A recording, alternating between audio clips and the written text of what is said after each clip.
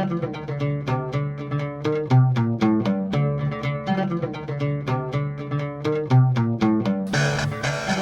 and welcome to the Sci-Fi Christian. I'm Ben DeBono. I'm Ben Kirkwald. And if the camera moves suddenly, it's my dog. He is dangerously close to the tripod.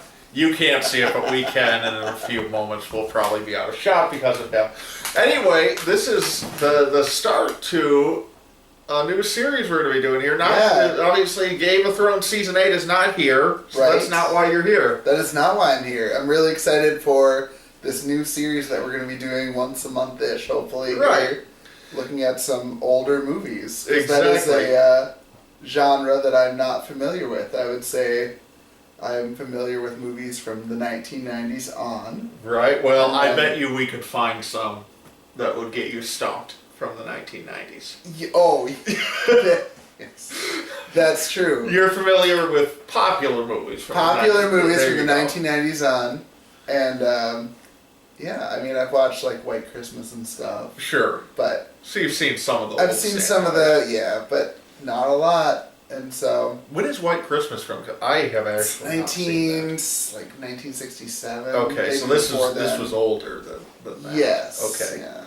So, this isn't Game of Thrones, but we do have a Game of Thrones beer that we're going to drink here. Right. Now, you don't have your pipe with you tonight, right? I do not. So, I didn't know we were going to do the full-fledged Well, maybe we'll thing. ease into it. We'll get pipes out next time. So, fair enough. This is, I figured though, you never want to forget your roots. So we started doing this with Game of Thrones. So I figured a Game of Thrones beer would be appropriate. Absolutely. So this is Fire and Blood Ale, but it's from, so I'd gone through, because you can, like, sometimes it's very faintly printed where the bottle date was. So a long time ago I went through and I noted down when all of the bottle dates were. I figured it out. Right. So this was bottled on February 17th, 2014. So this is 3.5 years old. All right. So if it sucks, that's going to be disappointing because I've got like 3 more of them in the fridge.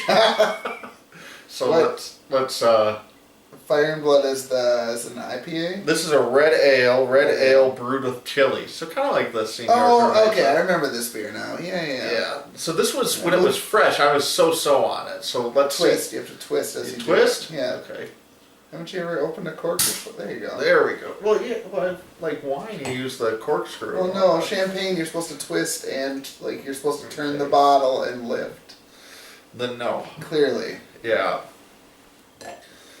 So if you're not familiar with this, because you don't watch Game of Thrones and you're just tuning into us. Let's be fair, somebody could have Googled the Third Man review. And that's this could be the first thing that pops up. But I'm going to share it on our Sci-Fi Christian Facebook page. So I bet we'll have a lot of podcast listeners who might tune into this. All right. Who actually don't. Actually, you should introduce yourself because I bet you there are a lot of podcast listeners who are watching this and don't have a clue who you are because they don't watch Game of Thrones or don't watch our reviews.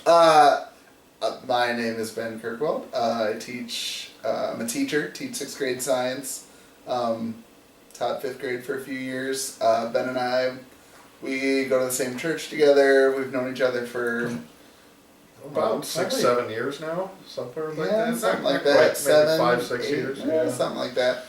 So I got into Game of Thrones, and then I said, "Hey, I'm into Game of Thrones." And he's like, "I've been into Game of Thrones for like 20 years." So I was like, "Oh, sweet!" So I've been into Game of Thrones almost as long as George R. R. Martin has been into Game of Thrones. So he had HBO, and I was poor, and so then I came over to his house. Right. And now I still have HBO, but I still come over to his house to watch that, and done some movie things on the side. But this is the first time we're recording on a movie. So tonight we watched The Third Man. This is one of the, this isn't going to look good because we don't have a close-up, but this is one of the holy grails of my Blu-ray collection. So this is the Criterion slipcover edition of the Blu-ray, out of print, very rare and hard to find. So I'm pleased with the fact that I have a copy of that one. Ever boastful. That's right. Well, if you're going to be a collector, right, there does have to be a snobbish factor to it. Yeah, if you're going to drop too much money on these types of things to get the out-of-print slipcover Blu-ray edition, you've got to be able to brag about it every now and then. So the way that we're doing this series, or at least what I had in mind, was I did a preview video a couple weeks ago for people who might have kind of an interest in watching along with us, where I gave you a few things to check out. You did not watch it because you wanted to go in cold. Right. Yep. But the three things that I had talked about in there that we'll just hit on kind of throughout are the cinematography, Orson Welles, and the way that this film kind of works as a proto-Cold War spy type thing. So we'll get into all of that. Third Man from 1949, directed by Carol Reed. What did you think? This is maybe the oldest movie you've ever seen. Yeah. I surprisingly liked it. I guess I was a little bit nervous coming into this. Surprisingly? Uh-oh. That's a bad omen for this series. I mean, I guess I don't know. I mean, like, probably the oldest movie that I've ever seen is White Christmas, which is good. A little... I mean, it's very cliche with a lot of their stuff. And right. It's kind of very pop-ish and everything will all work out in the end kind of a deal. But I like this movie. I feel like there was some darkness, some edge to it. And up until the end, I was thinking up until that very last chase scene, like, there were no weapons involved. There wasn't this, fast-paced... It was not a fast-paced movie. You had to pay attention to dialogue. You had to, invest yourself in the movie. You couldn't just live vicariously through the characters, I guess. Right. I think pacing is one of the big things that comes into it when you start watching all their stuff, because the pacing is definitely different. Yes. This isn't a super long movie. It's about 100-ish minutes, give or take. So it's not like we're watching Satan Tango, which is the 7-hour Hungarian movie I've told you about, where the first 12 minutes are just cows running around. So there's that end of the spectrum. And I think that back in the 1940s, this probably would have felt like a fast-paced movie, but times change and everything. Actually, as I was watching it, I was kind of paying attention to some of the technical details, which I want to talk about a little bit more as I go on. But one of the numbers that's significant when you're talking about movies and kind of getting a feel for how they are meant to be edited is average shot length. Mm-hmm. So ASL, which you go to like a modern superhero movie, and let me explain what it is. Average shot length is simply the average duration of a shot. So if you were to 1,000, 2, 1,000... Before they switch cameras. Exactly, and then the shot switches, and then you average that all up, that's your average shot length. So like a Michael Bay movie, for example, has an average shot... Not even that. It's like freakishly low. But, surprisingly, and I was kind of doing this a few times throughout the movie, not too consistently, so this isn't scientific, but this seemed like it was right around kind of 3 or 4 seconds. So it is, what you can tell from that is that the editing is intending it to kind of move along. But I think that where it does feel slower to a modern audience is that there isn't, a lot of, the way blockbusters are set now is that you're going to have an opening action sequence, then we'll give you something in the middle, and then the big action sequence at the end, and that obviously isn't there. Right. Yeah, you kind of let me know that at the beginning of it's black and white, and somebody that you had, Orson Welles? Orson Welles, yes. Something about spies or something, so I was kind of expecting an espionage tie to it. And I mean, when you think about espionage now with, the Bourne Identity and stuff, there's a far different version of the whole action sequence than took place in this movie. Agreed, but I think you can see, if you go watch something, even like the Bourne movies, you can see the seeds of that back in this. Oh, yeah, for sure. I think a lot of it, absolutely. So, I was pleasantly surprised with a lot of it. I was trying to, just because when you and I watch stuff, you always point out, these details, or when we watch The Heat, this, that, and the other. So no, it's just Heat. Not The Heat. Oh, I thought it was Heat stars Melissa McCarthy and Sandra Bullock. Oh. Heat. I haven't seen that one. So let's just be clear on which movie we watched together. Yeah, all right. Heat stars Al Pacino and Robert De Niro. That's the one we watched. Alright, we watched Heat. That's correct. Got it. Not The Heat. Right. One of the things I was trying to see if there was an actual tie to it throughout the movie was the angled scenes that they did, the tilted Yes. camera scenes. They did it throughout the movie, and then I almost noticed that while they were on the Ferris wheel, it was almost a reverse tilt where everything outside was tilted except for the scene that was inside. See, this is great because I'm glad you were paying attention to that because I was paying attention to that too. Right. And I would bet you that about 50% of the shots in this movie are angled, which You think it's that high? I was running a tally at different points. Okay. It's close to 50%, which is really it's a lot, and that's a common horror movie technique. The one that always comes to mind is if you're watching The Sixth Sense. The scenes where the ghosts show up Right. are tilted, and so it's meant to give you a sense of wrongness.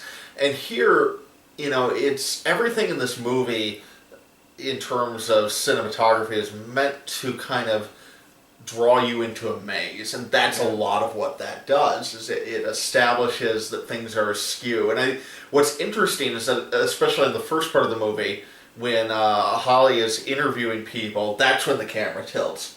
When it's just him, it's more straight on. Right.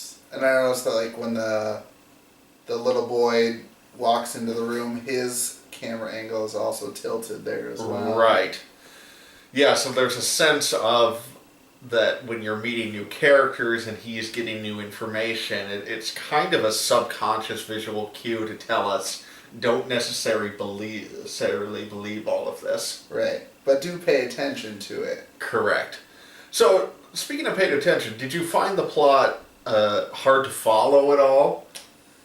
At the very beginning, I was trying to figure out what exactly was going to happen, but as soon as I kind of figured out, okay, we're investigating this, and this is how it's going to work, I feel like it started to really fall into place once the title of the movie, The Third Man, was introduced. Right. Once, I feel like it was pretty easy to follow the rest of the movie all the way through. Yeah, I feel like that can be a common thing with this genre. That it reminded me in that sense of Casablanca, which I don't think you've seen. No. Okay. That would actually be older than this. Yeah, I was going to say. Yeah, so Casablanca, of course, one of the great movies of all time. To me, the first 15 minutes of Casablanca are difficult to follow because you're waiting. And probably if you've seen the movie 100 times, it's not, obviously, you know what's going on. But when you're first watching it for the first or second time, it's a little tough to follow at the beginning because there's all these moving pieces and you're figuring, oh wait, so this person wants that and that person wants that. And this movie to me has that similar feel in the first 15, 20 minutes where you kind of have to let the plot settle in a little bit. Right. I mean, you're trying to figure out who is who. There's not... long monologues from the main characters, and there's not an automatically trustworthy person. I didn't feel like there was a red herring necessarily in the movie. Not too much. I mean, there's the one scene where he's captured by the car, but it turns out he's just going to his speaking engagement. And I wouldn't call it a red herring. Sure. I think that part of what goes on there is that Hollywood has, over the years, figured out that people get lost with that type of thing, and so they tend to put a lot of markers in there to guide you through the plot, which makes it easier on your first viewing, but on repeat viewings makes it far less rewarding because you're essentially having your hand held through it. Right. Whereas a movie like this, it's like, okay, maybe you're going to be a little confused the first time you watch it, but when you go back the second and third time, all of a sudden you're going to appreciate the fact that the movie doesn't hold your hand and is willing to trust you as the viewer. And I think that is the same thing even with the twist at, 3/4 of the way through. When you're like, oh, this is something that's, I feel like in a lot of movies nowadays, there are enough hints in those, even in books nowadays too. Yes. There's enough hints in there where it's like, okay, this is what's happening. Like, I saw the 3 tells before this that showed me that this was going to happen. So did you see the twist coming? I did not. Okay. So were there signs in there? There might be. I don't, not like what you're talking about where it's kind of really obvious going back. It's obvious that there's a sense of wrongness, that something doesn't add up with right. Well, and I guess, we talked about it like the third person. So who was this person and why did blah, blah, blah. But that doesn't really go anywhere, obviously, and then we get to the twist. But I mean, yeah, there's not. I mean, I feel like if this movie was presented nowadays, it would be like, he had always talked about this plan and we didn't know what it was. Right. And now he's dead and we'll never know what it is ever. Yes. And then all of a sudden he'll show up and it'll be like, yeah, you told us that this was, so. Yeah. I'm trying to remember if I guessed it or not the first time. I think if you guess it, it's more just from the fact that there's a third man out there and we're going to figure out who it is, and so your mind kind of goes through the possible candidates and you get to it that way. But it's a little bit of a stab in the dark. I think you're right that there isn't necessarily that, all these really obvious clues. The other obvious thing is, in terms of being able to guess it, is if you know Orson Welles is going to be in this movie and Orson Welles has not yet shown up, and Orson Welles is going to play a significant role. Oh, that's Orson Welles? That was Orson Welles. Okay. There you go. All right. Which I'm guessing you didn't realize I didn't. who he was. I was like, maybe he's the main character. Which one of these guys is Orson Welles? Yeah. And then, he's going to show up eventually. He's like a famous guy. I should know what he looks like, right? Yeah, so let's talk about Orson Welles for a minute. I was honestly shocked. It's been about a year since I've watched this. I was shocked by how little he's in the movie, because when you get a little time away and you look back on this movie, his presence is so magnetic in this film. Yeah. And so pivotal. Well, he's discussed in probably every scene. Just and about, so yeah. Maybe that's why you feel that he's there for more than he really is because he is the movie, that he's right. the driving force behind everything that's happening. Right, absolutely. So Orson Welles, of course, Citizen Kane, he was already establishing himself as one of the great directors at this point. I think he had done at least Magnificent Ambersons at this point. So he had one of the two of the great movies of the 40s. And his career's so fascinating because you watch him in this, and he has such a boyish appearance, and he's thin, which is a rarity for Orson Welles in his life. He's very magnetic, and then he kind of, in the second half of his career, really his persona shifts from being this boyish, magnetic, ultra-charismatic guy to what you see in movies like Chimes of Midnight, where he's playing Falstaff from Shakespeare, and F for Fake, where he's huge, he's just enormous, and he takes on this kind of larger-than-life persona, which is so, you can see the continuity with his career, but it's so different. But part of what I like about this movie, as far as kind of an intro to classic films, is that what a lot of people do when they want to get into classic movies, they go to something like the AFI list or the Sight and Sound list or some of these, and they say, I'm going to work my way through these movies one by one, and the first one you hit, first or second, is Citizen Kane. Right. And Citizen Kane is really tough if that's the first classic movie you watch, because people sit down to watch Citizen Kane with kind of this, I'm about to watch the best movie ever made. And then they walk away really confused. And I think to get Citizen Kane, you kind of have to get Orson Welles. And you have to get his magnetism, and you have to get his charisma and his personality. And I bet you that if we were to sit down and watch Citizen Kane now, having watched his performance here, you would get a lot more of that movie than if you just watched it straight. Yeah, I probably would. I really... His character was just so interesting, the way that he portrayed Harry. Just, I don't know. It felt very genuine. It felt like he was... Like, nothing felt fake about his character. Nothing felt contrived or unrealistic about anything about... typically with a villain, it's like, alright, that's a little over the top, especially with modern day villains, but... everything that he was talking about and everything that he did seemed completely realistic in terms of what was happening post-World War II, and that's something that could even happen nowadays, too. So, right. I think World War II is important to this movie, and it's not explicitly important, but it's implicitly important in a couple ways. It's obviously in the setting with Vienna and you have this first voiceover scene that kind of sets up Vienna for you, and it's similar to Berlin during the Cold War. I wasn't aware that that was the case in that city. Right. I wasn't either before I had seen this. But it kind of makes sense. Like, there would be a few of these cities around there, Berlin obviously being the most famous, that they're divided up like that. And so you have that as the backdrop, but then you have, and I want to talk about technical details in a minute, but you have the city where you go from pristine building, pristine cathedral to bombed out rubble, and there's this sense of World War II looming there. And then also in the themes of the movie, when we find out what Harry Lime has been up to, with this kind of almost eugenicist way of looking at the world and justify the means. And there's a sense in this movie of, and it doesn't really ram the point home too much, but there is that kind of, what are our ethics going to be in the 20th century element that lays in the background here.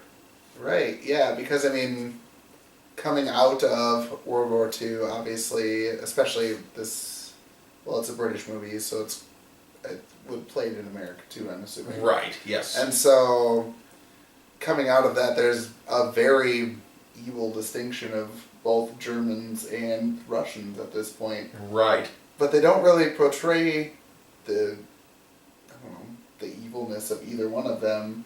Yes, it's very much more on the backdrop. Yeah, and so it really is just kind of like everybody's equal, so what exactly are we going to be doing if everybody is an equal in this part? So I don't know. Yeah, it's very early Cold War, it's very proto-Cold War in the sense that, okay, the war is over, and now we're figuring out what exactly is the relationship between the British sector and the Russian sector, and how do we figure that out? Right, yeah, what exactly are we going to help them with and not help them with?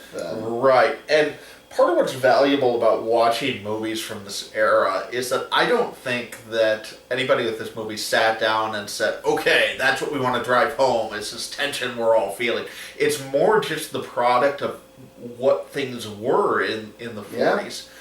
And you get that especially if you watch movies like Roberto Rossellini's War Trilogy, where he starts filming the first movie in that trilogy, Rome Open City.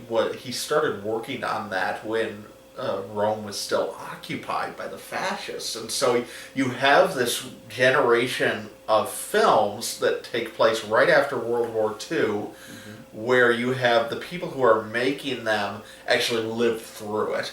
And that's, not to take anything away from later movies like Schindler's List or Saving Private Ryan or Thin Red Line or any of those other great World War II movies, but there's something intangible that you can't recapture filming it now that they had back then. And it's simply incredible. Right, yeah. Yeah, even them traveling into 4-packs with, I feel like that was a very common theme, was all four of the countries had to be at everything all of the time. Yes. And just, the British and the Russian offices across the hall from each other. Right. It just struck a very worldly tone, which I think is probably in the 1940s.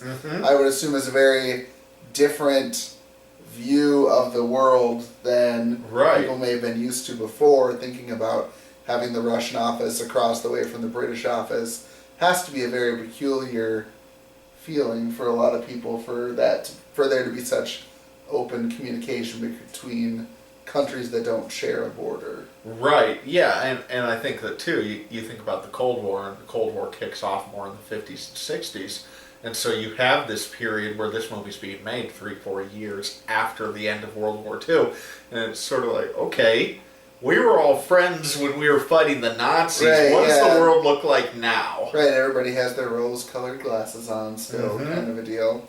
Which is weird because when we think about Russia post-World War II, we kind of skip over this little part in there. Right. Which probably didn't exist for very long anyways, up until they got the atomic bomb, which was like 1947. Or it wasn't too far after us. a very short period of time where then things got interesting. yeah, well, I was like, whoa, wait, you could blow up the world too? Right, like, exactly. Hold on a minute here. Yeah, that's not what we signed up for. Yeah, so I think that I don't know. It's just a very different time period, or a very different take on a time period that we are not necessarily as familiar with nowadays than we used to be. Agreed. So, in terms of technical details in this movie is a textbook on how you light a film noir. So, the use of shadows is absolutely phenomenal. They use shadows. Like, they literally use shadows a few times in the movie. Like, yes. That's just incredible. Yeah, the way that, and it's impossible lighting, but it's cast on the building, all the 5-story shadow as he's walking along. And it's just great. And the way the movie slowly descends into film noir, so when Holly first gets into Vienna, it's daylight and everything, and then as the movie goes on, becomes more, we get more shadows. And that's the other reason I wanted to start with this one, because for me, another big obstacle in terms of classic movies is black and white. For me, if I was to make my case for black and white as not only as valid as color, but maybe better than color, at least in many cases, and I had to choose one movie to represent it, it probably would be this one. You have the rain-slicked cobblestones, you have the cigarette smoke, you have the fog, you have... I love the scenes at the end where Harry's running through the tunnels and you have the silhouettes going on, and it's a textbook not only on film noir but on black and white cinematography. And you do almost feel like color would take away from a lot of this. Oh, like, yeah. I mean, if she was wearing a red hat or something against, especially because most of the buildings are probably that beige color. Right. And now we're down in the cobblestones. Most of those cobblestones probably don't match up quite as well as they do in black and white. They might be a bunch of different colors, and that would look terrible for the scene, so then they would either have to paint them, or it would just look terrible as they're running through the cobblestone. And so I think that, black and white actually has an advantage in most of the scenes that they're doing here. Yes. Because it still gives it the depiction of light versus dark, but we can kind of cast our own backdrop on top of it. Yeah, Orson Welles would say that black and white was an actor's friend because it allowed them to just kind of exist in this monotone space. Where nobody was judging them on what they were wearing. It was, So a fun black and white story with Orson Welles is that in the 80s, Ted Turner got the rights to all sorts of movies from 40s and 30s and 50s and started to colorize them on TNT. That's why there's a colorized version of Casablanca out there, which you should never watch. It's just blasphemy. So, allegedly, this is one of those stories that's impossible to prove, but I choose to believe it because it's more fun to believe it than not. Allegedly, when Orson Welles was on his deathbed, and Citizen Kane was one of the movies that Ted Turner had gotten the rights to, he called one of his assistants over to him and with his great voice said, "Don't let Mr. Turner take his crayons to my picture." It's one of the great stories. Who knows if it's true, but I'd rather believe it than not. He probably said something similar. Yes. There may have been some 4-letter words. Yeah, exactly. It's probably the censored version of it. Two famous sequences that I didn't want to call your attention to because I don't, it's kind of like Citizen Kane with the pressure for it to be the best movie ever made. I don't like to call out famous sequences before you see them. But there's two sequences that are pretty famous in film history here. One of them is the cuckoo clock speech on the Ferris wheel. Yes, I caught that. I did catch that. Which is great. It's that the Italians have been overrun and murder and violence. And they did all this great stuff, and the Swiss have had peace and brotherly love. And what did they do? The cuckoo clock, which I like my cuckoo clock, but it's a great moment. It's a great moment. And then the other one is that final shot, and I love that final shot of he gets out of the car to wait for it, and especially I think that's one that maybe plays even better now than it does then, because we have all these expectations about he's about to get the girl. Right. She just walks right past him. And he almost doesn't care, lights up his cigarette. It's just like, oh, there you go. Yep. I also kind of want to go to that cemetery. Clearly it was, well, something similar to it, because clearly it was a Hollywood setup. Because about halfway through the scene, you could see the shadows ended. Sure, yes. But something like that, or I know that they have them over in Europe, so it'd be interesting to go to something that large and expansive. Yes, absolutely.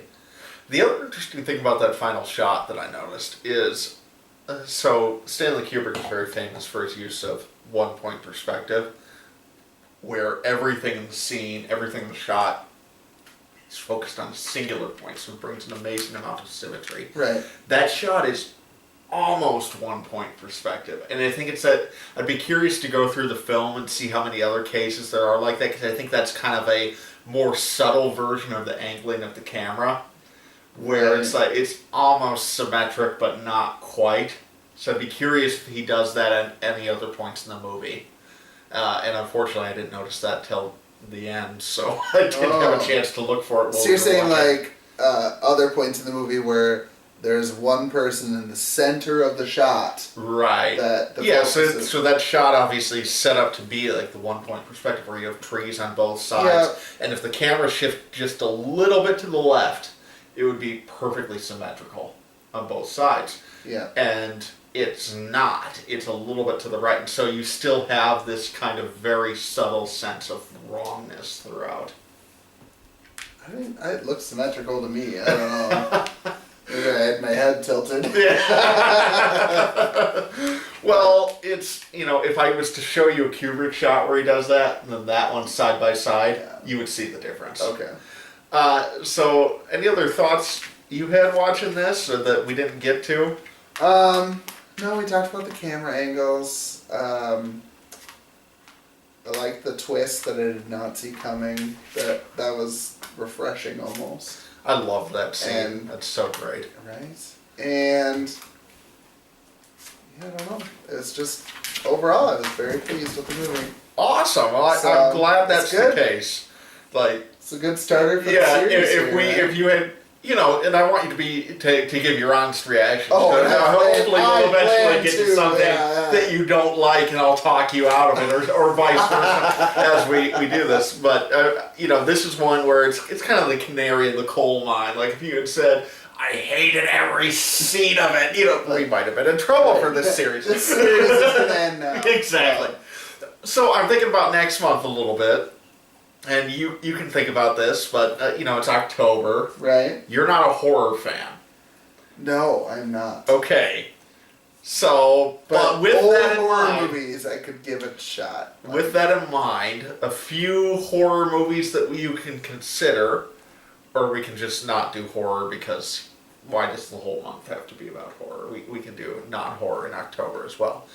You've never seen The Exorcist, although that's kind of throwing you in at the deep end. Well, no, I'll be fine with that. Rosemary's Baby is another good one. I'd rather see The Exorcist. Or something a little that's not quite horror, but still kind of has a weird vibe. Eraserhead, David Lynch. So those are some that you can think about. I would see that one. I'd do that one or The Exorcist. Okay, so let's give it some thought. Right. And then you guys can look for me to do another preview video of whichever one we decide on. Or if you have a convincing comment that you feel like would convince us to do one of those 3 movies the most, let us know. There you go. Rosemary's Baby is legitimately fantastic. I think you would actually enjoy that one. But we could dip our toe in the horror water first and go from there. Because you've already seen The Shining, which is my favorite horror movie. I do. I like The Shining. We should later in the series we'll have to watch it again because clearly I missed a lot. And then I watched the documentary and then I was like, I didn't pick up on any of this. So you're referring to Room 237. Which some of that stuff is not in the movie, and some of it is. So Shining that's my favorite horror movie. But The Exorcist, that's easily number 2 for me. So we'll think about it. We'll put that up. But so if you guys watched The Third Man, which hopefully you did because that was fairly spoilery, But it's 70 years old, so what are you going to do? Let us know what you thought in the comments, and we'll be back sometime next month. No set schedule. We're just kind of going with whatever. Right, you have to works check for us. in. Exactly. Sorry about but that. Look for that next preview video in the next couple weeks sometime. Yep. All right, so for now, I'm Ben DeBono. I'm Ben Kirkwell. Goodbye.